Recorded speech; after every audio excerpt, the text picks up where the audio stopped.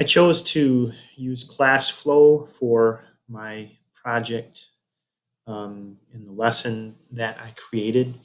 At first, I was really excited about using ClassFlow just because, as it states, you're looking to create and design interactive lessons with easy to use tools. Um, if you are just doing a singular lesson, that would there's many aspects of this that I like, but when comparing it to Google Classroom and the ease of which Google Classroom allows you to um, work with lessons, attach lessons and information, make connections. I really like that. I would really prefer Google Classroom over ClassFlow. But the what ClassFlow offers as compared to Google Classroom is the instant whiteboard feature, which I really liked. The polling feature is also a little bit easier to use than creating a Google form and connecting that with an announcement or a post in Google Classroom. And didn't play around too much with the create activity just because what I was doing it didn't call for matching or creating different things like that. The assessment and quizzes, once again, was very much like Google form that was easy to work with. The create a lesson feature, um, I could probably do better on a Google Slides presentation to share interactive with students with what ClassFlow had to offer. So those were just some initial thoughts about ClassFlow. Two other things that ClassFlow doesn't have in regards to um, like what Google Classroom has. Google Classroom offers a calendar feature and also a to-do list. And ClassFlow does not have that. So you're basically having to either create and press deliver right then and there. There's no way to save um, your posts and then schedule them to pop up, at another time, as far as I could tell. So that would create a little bit of a hassle because you're doing it seems that you need to do this more on the fly um, instead of being able to create everything and then make it easier to deliver later on as the course progresses. So those are just some of the things that I experienced when working with ClassFlow. But I did end up creating a class, and as I said, as you put all of this information into ClassFlow, you had to make sure that it's all going in the order in which you want it to go in.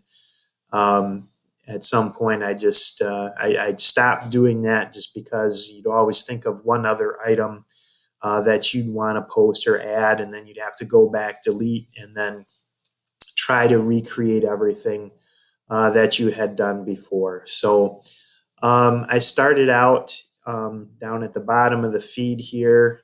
Let me scroll down there. Just including my course outline information that is all shared with the assignment. Um, So that is posted there for the students to read through to see what the course objectives are, um, the lessons are going to be, the course outcomes, expectations, all of that kind of information.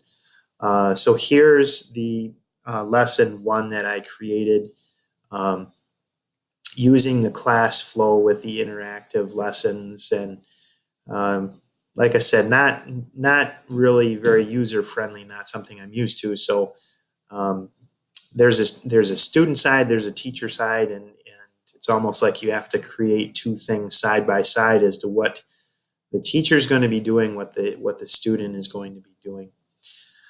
Um, I also put in my exit tickets. One thing I found out about the assessments or the exit tickets, if you have one of the assessments open you can't have any of the other assessments open. So for anyone going in and trying to play with this, it'll say, well, you have another assessment open, so it would force me as the teacher to close that assessment in order to open up the new one. I tied links in here to Khan Academy with some of the work that I was having students do with comparing and ordering integers, some of the different websites, some of the group activities that students were going to do and have to create on their own.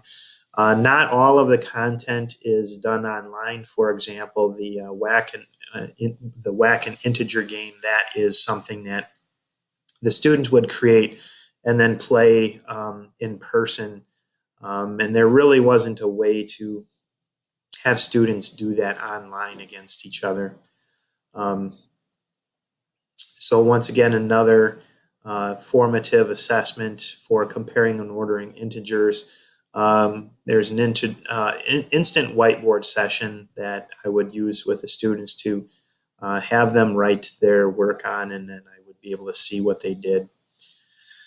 And lesson 3, once again, more work with Khan Academy. There, students working independently, being able to work at their own pace, work whether online or in the classroom, at home online or in the classroom.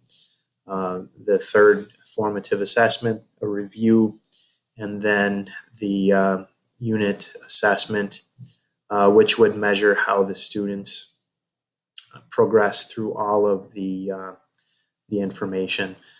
This is where, once again, I didn't want to go back and have to, delete and then rework and put everything back in order. But these next ones are the introductions and, the steps to completion and things that the students would be doing for each of the lessons.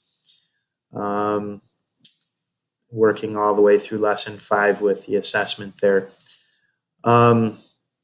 So those are the items that I've put in. I also have the resources page. It does say that it will connect to your Google Drive, but that was one feature I was not impressed with because it didn't always work. It was frustrating to try to have to find the item that you're looking for, and I did not find a smooth way to find all of these assessments and things that I wanted to upload to my Google Drive. So I basically ended up having to create them again in a different format. I did include here in my resources the rubric for meeting classroom objectives. I'm also attaching a PDF copy of that, which I sent out earlier in the course. And then the Triple E evaluation rubric that I would use as a teacher to evaluate the technology that used with the lessons. But this is where all the resources are, and here's the deliver button over here. So, like I said, it's hard to kind of do and schedule these things ahead of time, and really present it in a manner similar to Google Classroom, which I'm used to. There are, like I said, there are some features that would be good for the interactive lesson aspect with, like I said, with the instant whiteboard and the start a quick poll. But other than that, I being more comfortable with Google Classroom, I probably would lean more heavily on Google Classroom just for being able to do something quickly and efficiently until I get used to using other applications such as ClassFlow. So let me know if you have trouble getting into the classroom and seeing what I have done. Thank you. God's blessings on your night.